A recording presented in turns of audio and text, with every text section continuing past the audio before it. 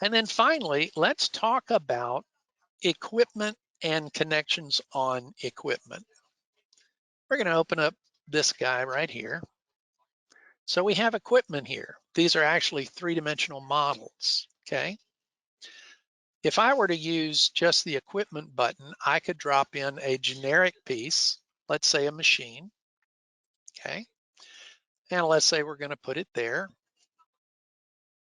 And then I could actually come in and in edit mode, select it, and I can start adding connections. So let's say that we need 2 4s and a 6 connection. All right. Well, we would come in here. Round is going to be what it is. By the way, we can also do squared around transitions by choosing rectangular here, but we're going to stick with round for right now. We're going to use the machine adapter, and we're going to say that we need a 4-inch. Now we have to actually give it what it is that we're going to be creating as far as the pneumatics here. So this is a wood system. We're going to run it 4,500 feet per minute. And I can use the little calculator over here to figure out how much volume that'll pull. And we can say, okay, and now I can actually select. Well, let's say that we've got one of the 4 inches down here about 6 inches off the floor. And let's say that we've got another connection just like that,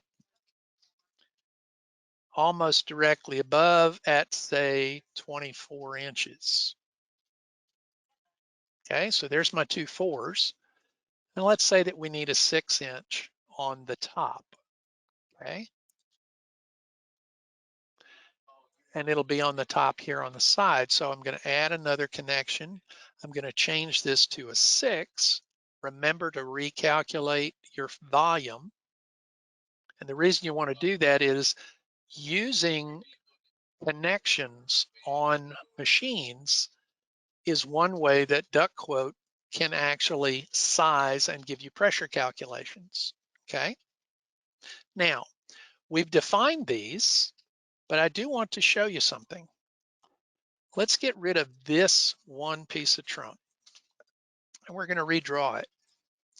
And I want you to watch as I pass over this machine. Notice the snap lines.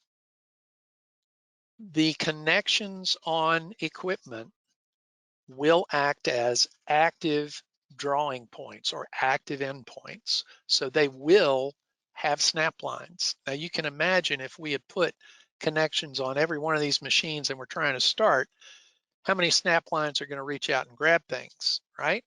So I'm going to go ahead and stop there and then continue over, because in this case, we're using that snap line to actually show us where it is that we're going to want to come down. But also look at the time it took to create the connections on that one machine. Whereas I could have simply come out here and draw things down to where I wanted them, make my changes, branch there. In other words, I don't have to put the connections on the machines. Now, also, besides the time, you need to know the location of each of these connections, especially if you're going to be doing hard connections, all right? And finally, if you are using hard connections, if you're using connections on machines, when you run calculations, you have to pay attention to whether you're using manual or automatic setting for the open ends. The manual, if you recall, requires each open end to be connected to a machine. And by the way, that includes at the collector as well. Manual will require every end, open end, to be connected to something. Automatic does not have that same requirement, okay? So if we try to run things in manual, we are told there's an open connection, and it's showing us on the machine which one is the problem with the little question mark. If we run in automatic, we're still getting a problem because we put a machine there and we put connections on it. So DuckQuote is assuming you must have wanted to do that. Fastest way to get around this particular problem we're running into is in edit mode. You select the machine that had those and you simply remove those connections. Now in automatic, DuckQuote will do the sizing, everything just fine. All right. Well, that kind of covers what we wanted to talk about: why branches, how to, how not to, how to fix it if you kind of bump into things, how to turn on and off those snap lines and what can happen with them. And they can be insidious. You do have to pay attention to how things look once you're drawing. Pardon.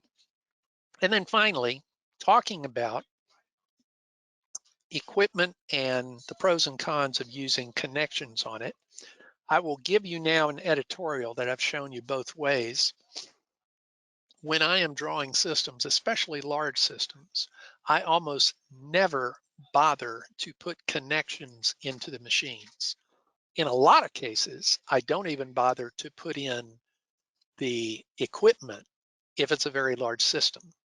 If it's a system like this where you've got under a dozen machines, putting in the models can really help your clients visualize what it is that they're buying, and it makes them more confident, more comfortable in making that buying decision.